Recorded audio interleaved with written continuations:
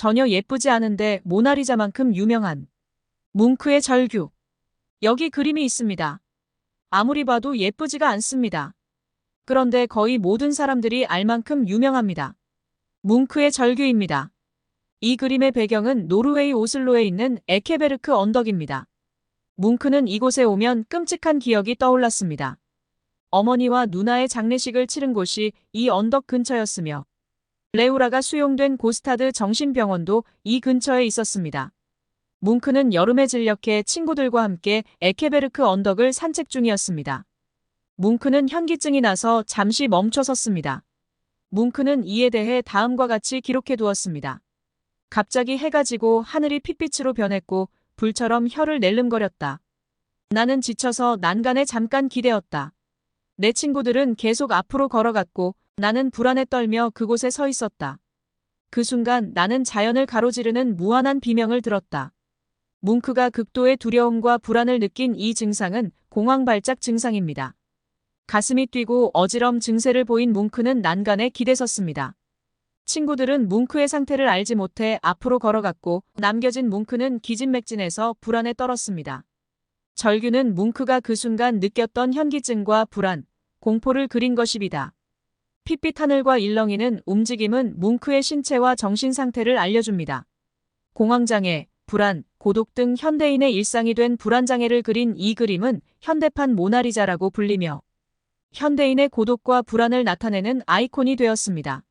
뭉크의 대표작 절규는 4점의 채색본을 포함해 50여 점에 달하는 판화본이 있습니다. 뭉크는 채색본을 1893년에 2점, 1895년과 1910년에 각각 1점씩 그렸습니다.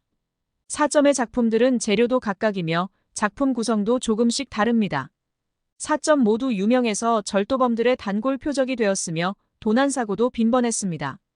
뭉크의 절규는 노르웨이에서 국보로 대접받는 작품들입니다. 뭉크는 판화 위에 채색을 가해 유일무이한 판화본을 제작했습니다. 뭉크는 1863년에 군의관 아버지와 예술적 소양을 갖춘 어머니 사이에서 5남매 중 둘째로 태어났습니다. 그는 본인 스스로가 일생에서 죽음과 함께 있었다라는 말을 했을 정도로 어린 시절부터 불운이 몰아쳤습니다. 5살이라는 어린 나이에 사랑하는 어머니가 폐결핵으로 14살에는 어머니를 대신해줬던 큰 누나 소피에마저 동일한 병명으로 세상을 떠났습니다. 얼마 지나지 않아 여동생 라우라마저 정신병을 앓게 됩니다. 설상가상으로 가족들의 연이은 죽음으로 인한 충격을 이기지 못한 아버지는 종교에 의존하다 못해 아이들에게 공포소설을 읽어주고 종교적 행위를 강요하는 등 정신적 학대를 아이들에게 일삼는 광신도가 되었기에 뭉크는 평생 동안 불안에 떨어야 했습니다. 이런 우울한 유년 시절을 보낸 뭉크는 자신을 돌봐준 이모를 통해 그림을 접하게 되고 자신의 감정을 캔버스에 담아내며 어두운 현실을 잊고 견뎌내곤 했습니다. 18살에 아버지의 강요로 기술학교를 가게 되었지만 그림에 대한 열망을 끊을 수 없던 그는 기술학교를 그만두고 국립왕실미술학교를 가게 됩니다. 당시 뭉크는 미술에 탁월한 재능을 보여 학생 시절 개인전을 열고 프랑스 유학생으로 선발되기까지 했습니다.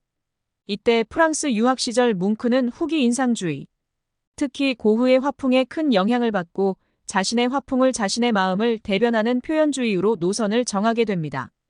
이후 독일로 가서 첫 개인전을 열지만 우중충한 분위기의 뭉크 그림은 사람들에게 여러 혹평을 받는 수모를 겪었습니다. 그러나 시간이 지나면서 큰 찬사를 받게 되며 이후에 노르웨이 왕실로부터 기사 자귀까지 받는 등 큰 성공을 거두게 됩니다. 다만 이런 성공과 별개로 뭉크의 연애사는 그의 그림들에서 느껴지는 분위기만큼 우중충했으며 뭉크는 평생 독신으로 살았습니다. 그러나 그에게도 여자와의 관계가 아예 전무했던 건 아니었으며 밀로탈로, 다그니 유엘, 툴라, 라르센이라는 세 여자와 각별한 인연이 있었습니다. 다만 셋 중 어느 누구와도 제대로 이어지지 못했습니다. 툴라와의 결별 이후 뭉크는 과도한 음주, 싸움 등을 하다 보니 불안 증세가 더욱 심해졌고 거기에 더해 환각 증세까지 얻게 됩니다. 결국 뭉크는 야콥슨이란 의사의 병원에 가서 8개월 동안 요양치료를 받았는데 이때의 경험 덕분인지 요양치료 시기 이후에 뭉크의 그림에서는 특유의 신경증, 비관적인 느낌이 줄어들고 색채가 좀 더 밝고 다양해졌습니다. 이후 뭉크는 그림을 그려본 돈으로 넓은 땅을 사서 그곳에서 풍경화나 자화상 등을 주로 그리며 20년을 살았습니다. 또 대량의 판화작품도 제작했으며 자기 작품에 집착해서 한 작품을 팔고 나면 같은 소재로 작품을 또 그리는 일을 반복해서 작품의 숫자가 많아졌습니다. 그는 1944년에 사망했는데 나치에 의해 퇴폐 미술로 지정된 자기 작품이 파괴될 것을 우려해서 유언으로 자기의 전 작품을 시에 기증했다고 합니다. 구독과 좋아요 부탁드립니다.